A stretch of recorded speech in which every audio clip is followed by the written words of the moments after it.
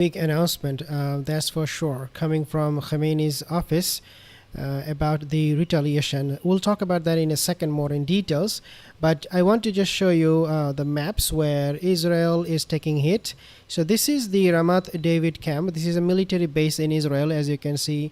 Very strategic, strategically important location here, where Israel is, given the position of these missiles coming from, is something very significant. Again, it is right in the center of Israel. So this was hit Ramat David camp. And then you also have this one was a hit, and this is called the Beit Shi'arim, Israel. So Beit Shi'arim is a place, it's a moshav. In moshav basically means where the Israelis do a lot of agricultural work. For example, they have a lot of cattle there, cows, and they do it very professionally, and it helps Israeli economy quite immensely.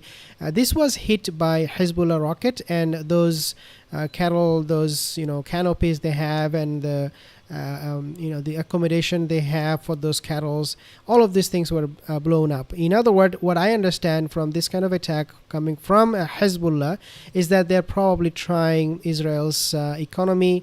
They're trying to cripple it as much as they can.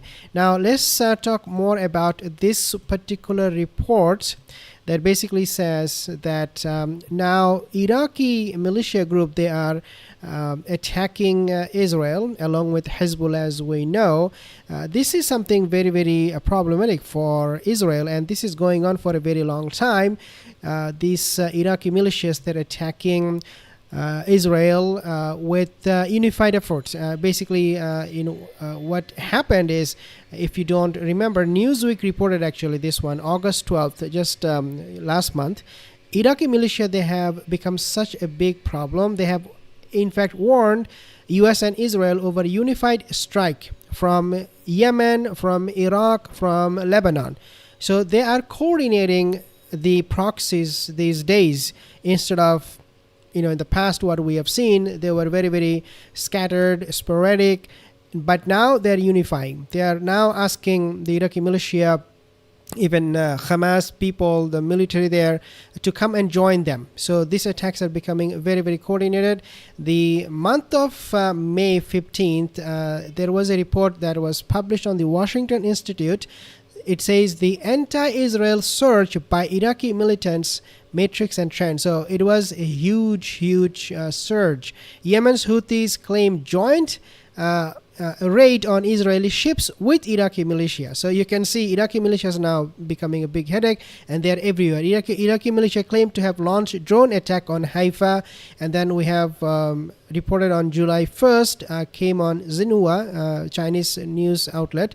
Iraqi Shiite militia claims drone attack on Israel's Eilat. So you can see that these attacks are coming to Israel from this Iraqi militia, and they sometimes use their own drones, their own rockets, their own missiles. Some other times they will coordinate, and they will come with the Houthis when it comes to attacking Israel. And so it is becoming very problematic, and especially this time when Hezbollah is launching attacks on Israel relentlessly, it is indeed a big headache for them. Now let's talk about the Khamenei's office, what they are saying at the moment. So if you take a look at this report, basically they are saying that in terms of the global reaction, so what happened, we know last Friday Hezbollah launched 200 rockets to Israel, right? IDF said 100 of them were intercepted, blah. We do not know. They have no proof, no evidence to suggest that happened. But then obviously we have to say that this is what was reported. We just cannot agree or disagree with them.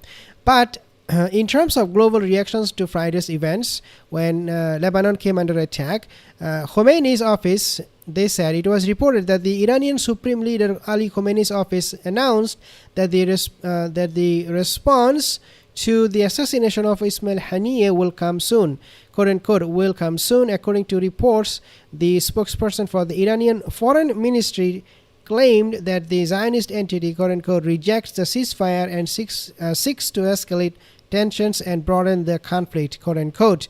I personally think that it could be coming within the next few hours. But again, it all depends on Iran's decision and how they see it. But right now, if Iran they attack Israel, you can see that it will be a multi-front attack to Israel coming from all directions. And Israel right now, they're already scrambling and struggling with all of these rockets and missiles coming from Hezbollah. Can you imagine now Iraqi militia and Iran, I mean, this is the biggest player in the game. If they get involved in this conflict directly and strike Israel, it will be a complete disaster. Now, I want to actually share with you a few updates. They have changed so many things in Israel. They're now panicking. Obviously, you can see why they'll be panicking. And Kiryat Bailik faces direct hit following fourth wave of rockets from Lebanon. Then you also have reports, alerts sounded throughout northern Israel, and red alert in Be'er Ora. Then you also have, these are all updates coming from Israel. Okay, so Home Front Command makes changes to guidelines for northern Israel, how people should go out, when they should go out. And in fact, there is a ban now for people to go out because things are so dangerous. The Home Front Command has updated its guideline regarding educational activities, services, and then you also have gatherings. Overall, this is a complete disaster for Israel, and they were prepared for it because they knew that the attacks will come. And then classes were cancelled, most schools in Golan and Galilee, because Galilee and Golan, these are the places where Hezbollah they launch rockets a lot of the time. Beit She'arim, the map I just showed you, faces direct hit in third round of attacks from Lebanon, killing several cows, as I have just showed you the map there. IDF postpones enlistment day and first call ups in Haifa and Tiberias. So this is significant because IDF need manpower right now more than anything else, but they have postponed their enlistment. So right now they are not being able, in other words, to go even out, because if they can go out, they would have conducted this enlistment activities right now, because they need those manpower right now. But it just shows you guys that people in Israel, I mean, we do not know the entire situation in Israel because nobody reports them, and every news media outlet, as we know, they are being banned in Israel. But it does show that they are now panicking and nobody is coming out in Israel, especially in the northern Israel. And this will have to continue on for the next at least several days, if not weeks or months, depending on how Hezbollah will escalate the whole situation. But overall, if Iran, I mean, this is the bottom line, if Iran decides to launch hypersonic or cruise missiles in Israel, you can paint the rest of the picture how bad it would be.